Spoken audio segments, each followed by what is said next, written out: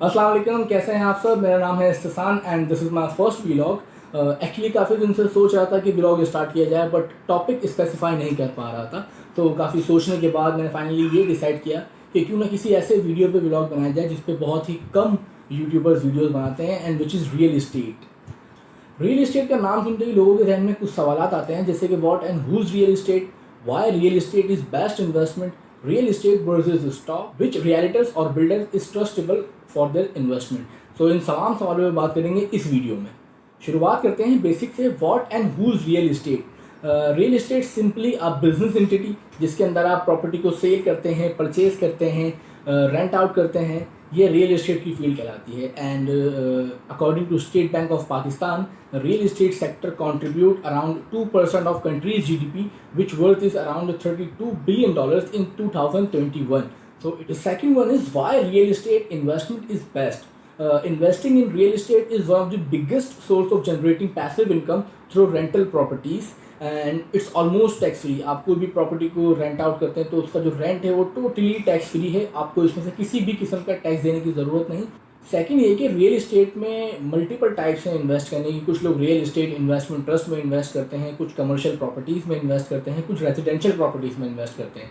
Commercial properties में आपकी shops आ जाते हैं, शोरूम्स आ जाते हैं, कॉर्पोरेट ऑफिस की स्पेस आ जाती है, कोई भी बिल्डिंग या अपार्टमेंट के लिए स्पेस आ जाती है, जो या फिर कोई भी ऐसा स्पेस जहाँ पर आप कमर्शियल एक्टिविटी कर सकें, वो आपका कमर्शियल प्रॉपर्टीज़ के लिस्ट में आती है। इसके अलावा फिर आती है रेजिडेंशियल प्रॉपर्टीज़। रेजिडेंशियल प्रॉपर्टीज़ में कुछ लोग प्रेफर करते हैं घर या प्लॉट में इन्वेस्ट करना या ख़रीदना। कुछ लोग प्रेफर करते हैं फ्लैट में इन्वेस्ट करना। फ्लैट दो टाइप्स के होते हैं, एक लाइबिलिटी बेस्ड, दूसरा acid based. Liability based flat कभी नहीं लेना चाहिए, ये एक ट्रैप होता है। एसिड बेस्ड फ्लैट लेना चाहिए। लाइबिलिटी बेस्ड फ्लैट वो होते हैं जो आप बैंक के थ्रू लोन पर लेते हैं 10 साल, 12 साल या 15 साल की टर्म पे, कुछ 18-20 साल की टर्म पे भी लेते हैं। सो अब इसका मतलब ये कि 18 या 20 साल या 15 साल के लिए वो प्रॉपर्टी आपकी नहीं, बैंक की है।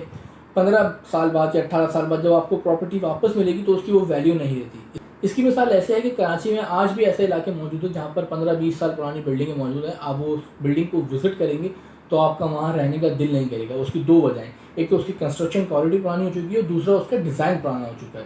आपको वो फ्लैट पसंद नहीं आते, आपको वो फ्लैट पसंद आते हैं जो कि आज के दौर में बन रहे होते हैं as compare to old buildings. दूसरे होते हैं एसिड बेस्ड फ्लैट। ये फ्लैट लेने चाहिए।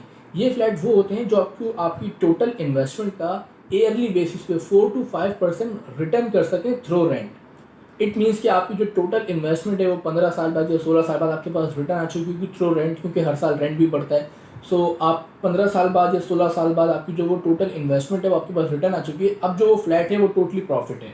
सो ऐसे फ्लैट लेने चाहिए। थर्ड वन है real estate versus stock. Investing in real estate and stock, it's basically a personal choice and personal interest as per your financial condition. But कुछ लोग stock में इन्वेस्ट करना प्रेफर करते हैं और समझदार लोग रियल इस्टेट में इन्वेस्ट करना पसंद करते हैं।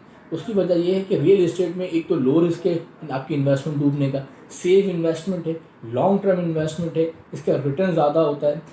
हालांकि इसमें लिक्विडिटी नहीं होती as compare to stock, but इसमें सिर्फ और सिर्फ एक चीज़ की नीड होती है, वो है पेशेंस। अगर आपके अंदर सब्र की मिकदार ज़्यादा है तो आप डेफिनेटली रियल इस्टेट में इन्वेस्ट करें। लास्ट और सबसे इम्पॉर्टेंट क्वेश्चन है कि which realtor and builders is trustable for investment. ये सवाल इसलिए इम्पॉर्टेंट है कि लोग अपनी ज़िंदगी भर की कमाई एक फ्लैट खरीदने के लिए या एक घर खरीदने के लिए इन्वेस्ट कर रहे होते हैं। फिर पता लगता है कि भाई वो जो बिल्डर है वो बेसिकली उनके पैसे लेके भाग गया, उनसे जो कमिटमेंट की थी प्रोजेक्ट उनको उस टाइम पर डिलीवर नहीं किया, मंथली इंस्टॉलमेंट भी ली ईयरली इंक्रीमेंट के साथ, बट उनको प्रोजेक्ट डिलीवर नहीं कर सका। मैं पर्सनल एक्सपीरियंस के बिहाफ पे आपको रिकमेंड करूँगा H.L builders and developers. They have almost 24 year experience in apartment and condor building, and they have multiple project consist of apartments, consist of shops, commercial space, residential space. They have own society at main northern bypass.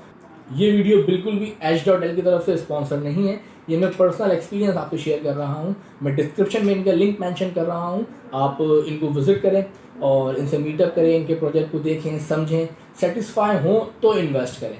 तो आज तक के लिए फ़िलहाल इतना ही। मिलते हैं इंशाल्लाह नेक्स्ट किसी वीडियो में। अल्लाह हाफ़िज़।